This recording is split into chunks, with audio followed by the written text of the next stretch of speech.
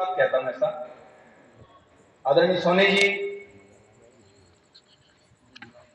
संपूर्ण सदन में हरसूद, छनेरा और आसपास के समस्त ग्रामों से आए हुए प्रबुद्ध श्रोता बंधु भगिनी, आज का हमारा विषय है पंच परिवर्तन से राष्ट्रोत्थान। वास्तव में हम राष्ट्रोत्थान नहीं कर रहे, राष्ट्र का पुनरुत्थान कर रहे हैं। थोड़ा अंतर है। उत्थान कहने लगता है कि पहली बार ऐसा हो रहा है, पुनरुत्थान कहते हैं तो ऐसा लगता है पहले भी हमारा राष्ट्र बहुत अग्रणी रहा है, हम फिर से वहां पहुंचने का प्रयास कर रहे हैं। हमारा भारतवर्ष, हमारा भारत राष्ट्र लंबे समय से एक उत्कृष्ट परंपरा वाला राष्ट्र रहा है। हमारी पुरानी गौरवशाली परंपरा है, हमारा इतिहास है, हमारे जीवन मूल्य हैं, इसलिए राष्ट्र का एक अच्छा इतिहास है। हम फिर से उस इतिहास को दोहराने की ओर बढ़ रहे हैं, इसलिए हमने कहा कि हम राष्ट्र के पुनरुत्थान की ओर बढ़ रहे हैं। इसलिए ये सारा समझना है तो पहले राष्ट्र को समझना पड़ेगा। कुछ लोगों के मन में भ्रम रहता है कि भारत को हिंदू राष्ट्र घोषित करो, ऐसा कहते भी हैं, सोशल मीडिया में बहुत बार चलता है। तो अपने भारतवर्ष को हिंदू राष्ट्र घोषित करने की आवश्यकता नहीं है, क्योंकि भारत पहले से ही हिंदू राष्ट्र है। और एकदम सरल परिभाषा उसकी, हिंदू राष्ट्र क्यों है? क्योंकि भारत हिंदुओं का है। भारत का पुरखे कौन है, भारत के पूर्वज कौन है, भारत की संतति कौन है, भारत किसका है? हिंदुओं का है। हिंदुओं का है और राष्ट्र है, इसलिए हिंदू राष्ट्र है। हम एक श्लोक में सुनते हैं, हिमालयम समारभ्य यावद इंद सरोवरम तम देव निमित्तम देशम हिंदुस्थानम प्रचक्षते।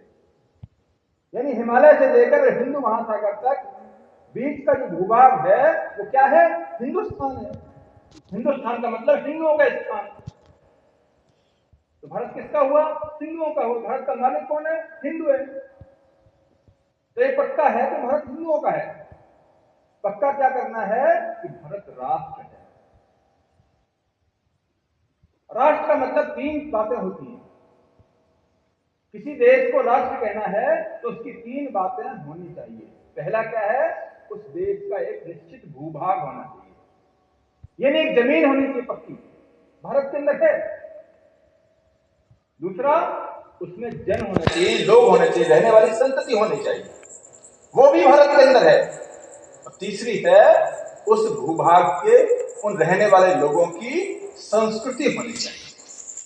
भारत की विशेषता है कि भारत एक सांस्कृतिक राष्ट्र है। भारत की संस्कृति को इतनी पुरानी नहीं है कि हम गणना कर पाए। कितनी पुरानी है कि हमारी कोई गणना ही नहीं है। जब से भारत का जन्म लिया है, जब से भारत का जन्म हुआ है, जब से भारत का अस्तित्व आया है, तब से भारत की अक्षुण्ण संस्कृति रही है।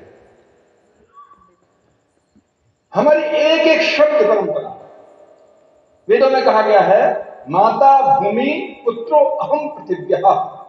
ये भूमि, ये मेरी मां है, मैं इसका पुत्र हूं। ये किसने कहा? कब से चल रहा है? वेदों में है। किसने गाया था पहली बार? किसने कहा था? पता नहीं। जब से पृथ्वी अस्तित्व में आई है, जब से देश अस्तित्व में आया है, तब से भारत का चिंतन ऐसा ही रहा है। यानी भारत की संस्कृति अक्षुण्ण रही है, लगातार चले आने वाली संस्कृति है, कभी मिटी नहीं। कोई एक कवि कहता है, यूनान मिस्र रोमा सब मिट गए जहां से, कुछ खास है कि हस्ती मिट्टी नहीं हमारी। वो कौन सी खास हस्ती है? वो है भारत की अक्षुण्ण संस्कृति। यानी भारत में भूभाग भी है, भारत में रहने वाले लोग भी हैं, और यहाँ की अक्षुण्ण संस्कृति भी है। तीनों हैं तो भारत राष्ट्र है, और भारत हिंदुओं का है। इसका मतलब भारत हिंदुओं का राष्ट्र है, भारत हिंदू राष्ट्र है। अब इसकी घोषणा किसी करवाने की आवश्यकता नहीं है, ये हम सबको समझने की आवश्यकता है, मन में आत्मसात करने की आवश्यकता है। कोई घोषित क्यों करेगा इसको? हम सब स्वीकार करेंगे कि भारत हिंदू राष्ट्र है। डॉक्टर हेडगेवार ने